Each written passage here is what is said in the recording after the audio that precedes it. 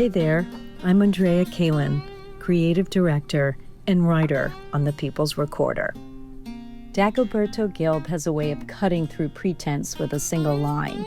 When I once asked if we could quote him in our outreach for our film Soul of a People, Voices from the Writers Project, his reply came back swift and dry. Yes, to whatever I said, so long as I look brilliant. Well, that's Dagoberto. He disarms with wit, then follows with something unvarnished and true. We talked in Bastrop State Park just outside Austin, in one of the old stone cabins built by WPA crews during the Depression. Those cabins still stand, and in cabin number 12, with our camera gear piled high up against the hand-shaped walls, we sat with Gilb, who struck me as a writer deeply rooted in both the work of his hands and the work of his words. Gilb likes to say literature itself is an activism, and in the same breath admits he still thinks like a construction worker. 16 years on job sites gave him an ear for what he calls the ordinary mystery, the gossip, the grudges, and the pride that stitches together working lives. In our conversation, Gilb reminds us that literature, just like life, is at its best when it insists on being real. He's not interested in polishing myths, and he certainly has no patience for stereotypes or cliches. Instead, he's here to tell us what's raw, lived, and true, even if it makes us laugh at first and then squirm.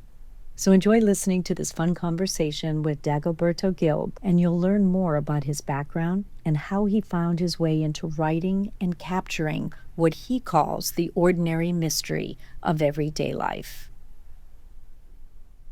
I read an article that you wrote for the New York Times on Steinbeck.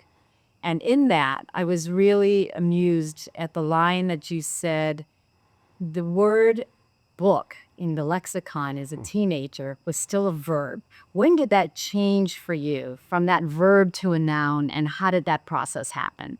Boy, it's really basically a joke, but it is. It took me probably many years to realize. I used it even in my adult years, the word book, like the book out. I couldn't date it. It's just sort of a transformation, the same odd transformation that I went through from, I guess I've been through a few, where going to college was the first time, and then coming out of college and going back into work, just needing to have a job.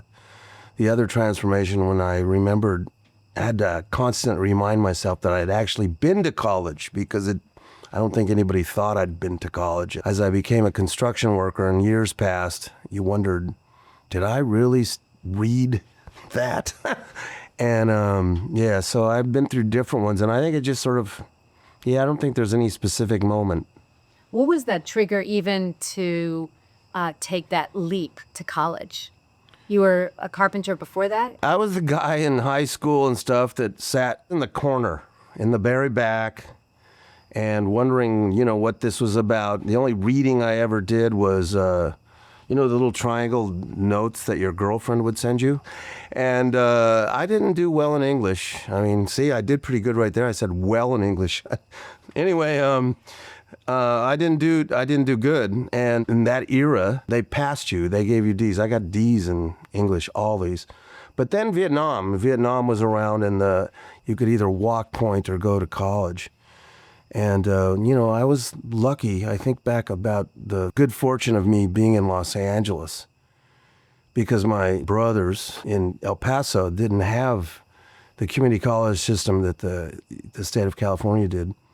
So I got to go to junior college, and I think when that happened to me, I don't think I'd ever realized what learning was, and it just altered my perspective. I got into just about any class, and I realized I didn't know anything. I hadn't learned anything, and I found it real thrilling, exciting, and I wanted to know something. I kind of liked the smart world. It liberated me in all kinds of ways, so. Did you go with a major in mind, or did you just go open-minded? I had no idea what you did in college. In fact, I didn't even have friends that were going to college. So it was just, you think you're supposed to become, an accountant or some kind of businessman. So you study that. Then I went into, sociology. I tried math. I tried everything and didn't know, and till I ended up in studying philosophy, realizing that sort of like digging for answers. I was angry about a lot of things, and philosophy had all the answers that I wanted to. I at least wanted to know if you were like worried about your psyche.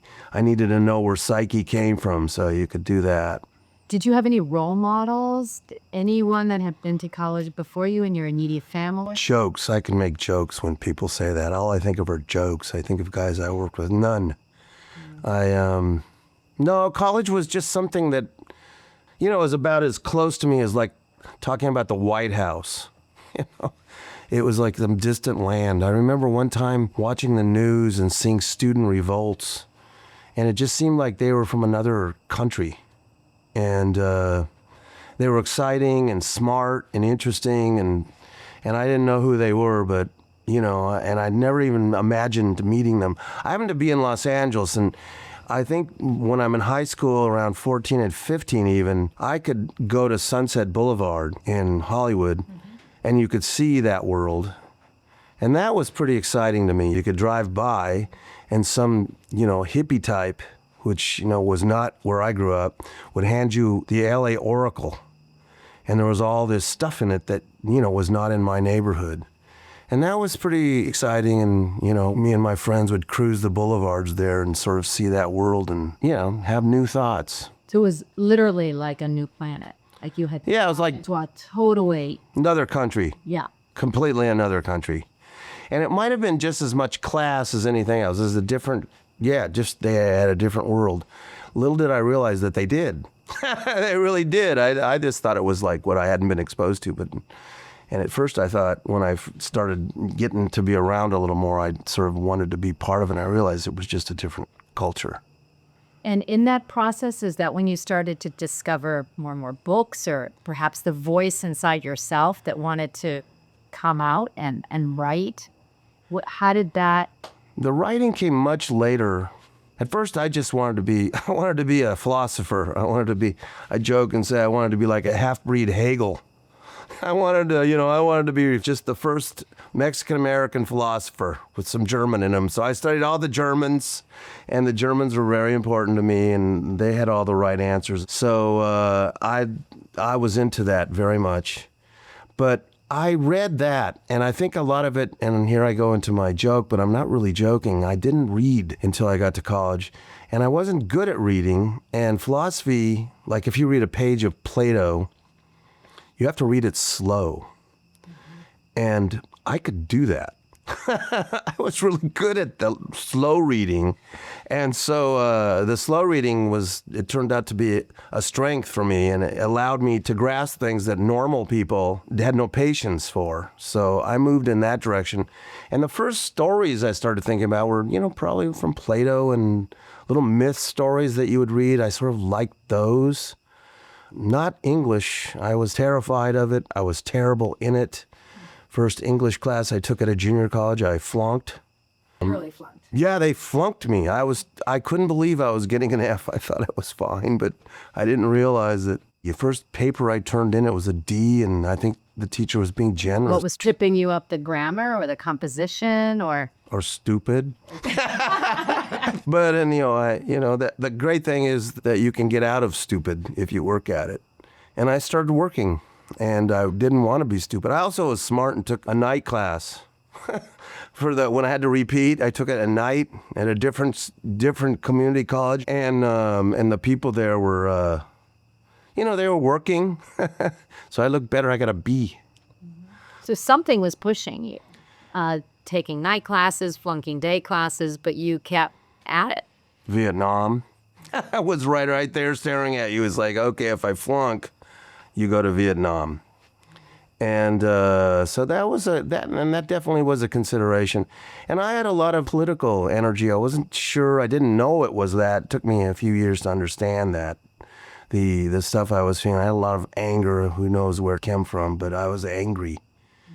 And so I cared about a lot of these things. A lot of my older friends were coming back from the war, telling stories. So I had a lot of that. And then reading started picking up. I started finding out in books I could find people that I could relate to that would teach me things and were writing about anger. Richard Wright, that's one of the first people that I found some sort of, I just found him exciting because he had a similar anger. Obviously, it wasn't my culture, but at least he was fearless about discussing it. What effect did Wright have on you?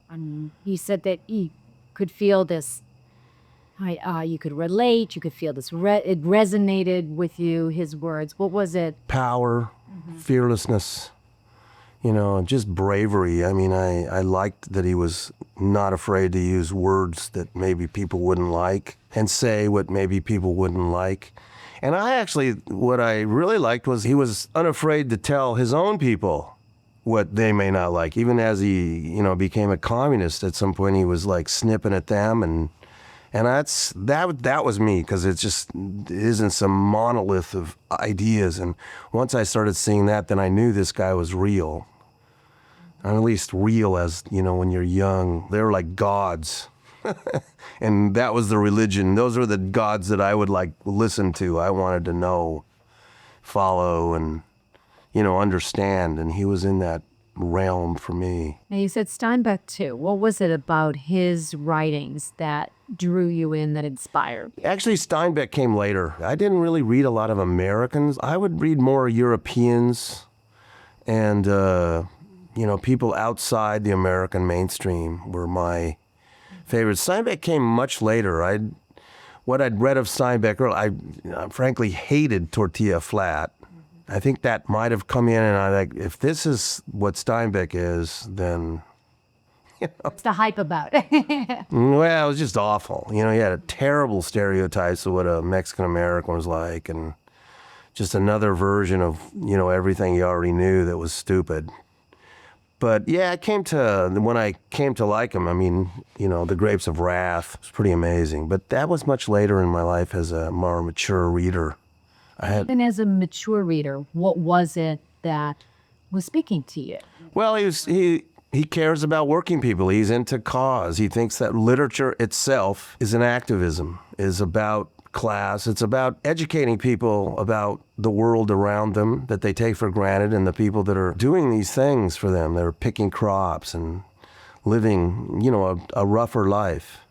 And, I myself wonder where all that comes from. It was interesting when I grew up, the farm workers were big, but I was in the city.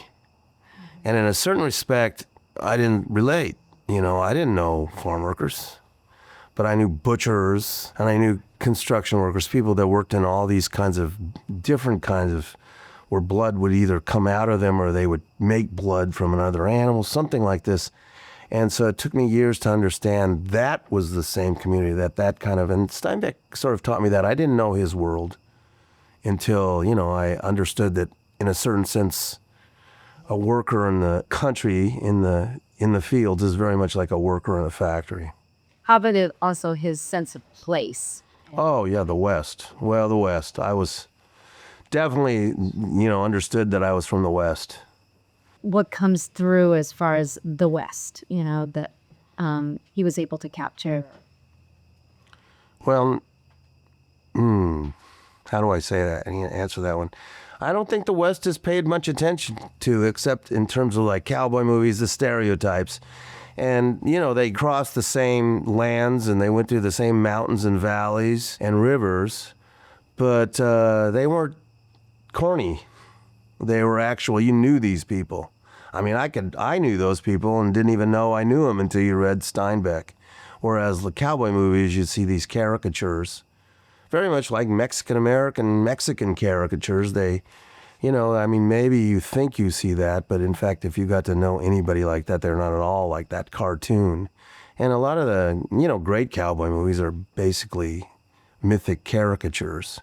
But Steinbeck just had real, actual people that were from these places, and really went through the West, and they rode horses in the normal way. And faced and crossed terrain that was rugged and not... All that, the West, yeah, from Oklahoma to the West, to California. A California that isn't just, what people think of as, particularly now, but even back then, they weren't seeing California for for the rural part that it really was. It's very rural and conservative, and not necessarily politically, but in terms of land and spirit, and like taking care of the place they live in. Having their feet on the ground. Having your feet on the ground is and in the place you live is like, I think represents what the West and the great writers always do. And Richard Wright did the same thing. I always knew there was something extraordinarily honest. You can tell an honest writer who's not making up something from their imagination of what it's supposed to like, or what are they, some ideology that they're trying to preach. He was telling a story that came from his experience and exposure to the world, and his inner workings and his intelligence and his feet touching the earth. What's the cue that allows you to see that as authentic, as opposed to superficial? Well, I don't even know. It's like probably somebody, better skilled could explain it. But myself, those scratch-off smells, and you can smell orange or you can smell lemon. And I think when you read real, authentic literature, that little something visual comes off the little holes in the A and the O and the E, and you can tell that this isn't like somebody sitting up doing research and then pitching. They're not pitching some theory at you or they're just coming out of something that's raw inside. And they've touched it. Yeah, so you go for a visceral visual description, actually. Right. I guess the literature I like has to come from, it doesn't have to be true, but it has to come from real experience. I don't think Garcia Marquez would come and just decide to write about Texas. I don't think he would do that, because it would be ridiculous. And yet I think in our culture now, I think people think they can write about anything. I think of that as a form of colonialism, and I don't think that's, I don't think you can do it. You can get away with it because a lot of people, are sort of reaping the benefits of colonialism, think that they can be anybody. They can imagine being poor because they've had like 50 items in their bedroom, and so they imagine like having 3. And think that's all they have to do to set a scene of poverty. Oh, he has a bed and a lamp.